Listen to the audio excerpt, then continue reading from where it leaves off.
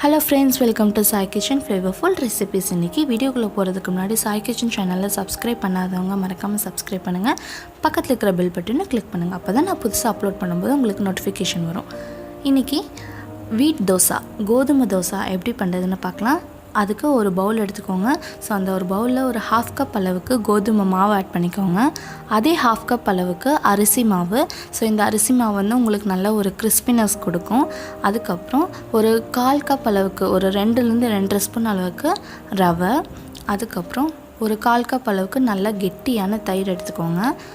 தேவையான அளவு உப்பு அதையும் ஆட் பண்ணிக்கோங்க. அதுக்கப்புறம் 1 கப் அளவுக்கு தண்ணி அதையும் ஆட் பண்ணிக்கோங்க. இப்போ 1 கப் மட்டும் ஆட் பண்ணலாம், அதுக்கப்புறம் ஆட் பண்ணிக்கலாம்.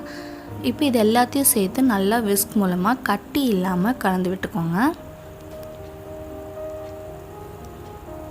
ஸோ இப்போவே வந்து நல்லா கட்டி இல்லாமல் கலந்து விட்டுட்டோம்னா தான் தோசை வந்து ஊற்றும் போது வந்து நல்லாயிருக்கும். இதுக்கப்புறம் என்ன ஆட் பண்ணுறதுன்னு பார்த்துடலாம். ஃபஸ்ட்டு வந்து காரத்துக்காக ஒரு பச்சை மிளகாவை நல்லா பொடி பொடியாக சாப் பண்ணி வச்சுருக்கிறேன், அதை ஆட் பண்ணிக்கோங்க. அதுக்கப்புறம் துருவிய இஞ்சி இல்லைனா பொடி பொடியாக நறுக்கிக்கோங்க, அதையும் ஆட் பண்ணிவிட்டு கருவேப்பிலையை நல்லா ஃபைனாக சாப் பண்ணி வச்சுருக்கிறேன், அதையும் ஆட் பண்ணிக்கோங்க. அதுக்கப்புறம் ஒரு பெரிய வெங்காயத்தை நல்லா பொடி பொடியாக இங்கே நறுக்கி வச்சுருக்கேன், ஸோ அதையும் ஆட் பண்ணிடலாம்.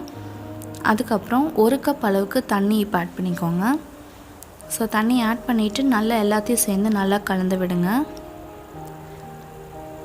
ஸோ இது வந்து நீங்கள் எல்லாம் ஒட்டுக்காக கூட சேர்த்து பண்ணிடலாம். சம்டைம்ஸ் கட்டி இருந்துச்சுன்னா என்ன பண்ணுறது, அதனால நான் தனித்தனியாக பிரிச்சுருக்கேன். அதுக்கப்புறம் 1 ஸ்பூன் அளவுக்கு ஜீரகம் ஆட் பண்ணிக்கோங்க. ஜீரகமும் ஆட் பண்ணிவிட்டு அதையும் ஒரு டைம் நல்லா கலந்து விட்டுருங்க. ஸோ கலந்து விட்டுட்டு இது வந்து ஒரு 1/2 அன் ஹவர் கிட்டத்தட்ட அப்படியே விட்டுருங்க. அப்போ தான் வந்து மாவு வந்து நல்லா செட் ஆகும், தோசை ஊற்றும் போது நல்லாயிருக்கும். இப்போ ஒரு 1/2 அன் ஹவர் கழித்து பார்த்துடலாம். ஸோ பார்த்திங்கன்னா நல்லா செட் ஆகிருக்கு, அந்த ரவை எல்லாமே நல்லா ஊறிருக்கு. இன்னும் வந்து மாவு வந்து போரிங் கன்சிஸ்டன்சி வேணும், அதனால் நான் திரும்பி ஒரு 1/2 கப் அளவுக்கு தண்ணி ஆட் பண்ணுறேன். ஸோ மொத்தம் வந்து ஒரு 2.5 கப் அளவுக்கு நான் தண்ணி ஆட் பண்ணியிருக்கேன். ஸோ இப்போ நான் கலந்து விட்ட பின்னாடி இப்படி மேலே எடுத்து காமிக்கிற பாருங்கள், இந்த அளவுக்கு தண்ணி வந்து தண்ணியாக இருக்கணும் மாவு. ஸோ இப்போ மாவு ரெடி ஆகிடுச்சு. இப்போ தோசைக்கல் வந்து சூடு பண்ணிடலாம், நல்லா ஹீட்டாக இருக்கணும் ஸ்டார்டிங்கில். அதுக்கப்புறம் ஒரு 2 கரண்டி அளவுக்கு இந்த மாதிரி மாவு எடுத்து ஊற்றுங்க. ஸோ இது வந்து நார்மல் தோசை மாதிரி நிரவ முடியாது. ஸோ இந்த மாதிரி அங்கங்கே ஊற்றுனீங்கன்னா அதுவே ஒரு தோசையாக வந்து ரவுண்டாக ஃபார்ம் ஆயிடும். ஸோ இந்த மாதிரி ஊற்றிட்டு இப்போ வந்து மீடியம் ஃப்ளேமில் வச்சுக்கோங்க. ஆயில் அப்ளை பண்ணிக்கோங்க. என்னென்னா ஸ்டார்டிங்கில் வந்து நீங்கள் ஊற்றும் போது கல் வந்து சூடாக இருக்கணும், அதுக்கப்புறம் நீங்கள் மீடியம் ஃப்ளேமில் வச்சுக்கோங்க.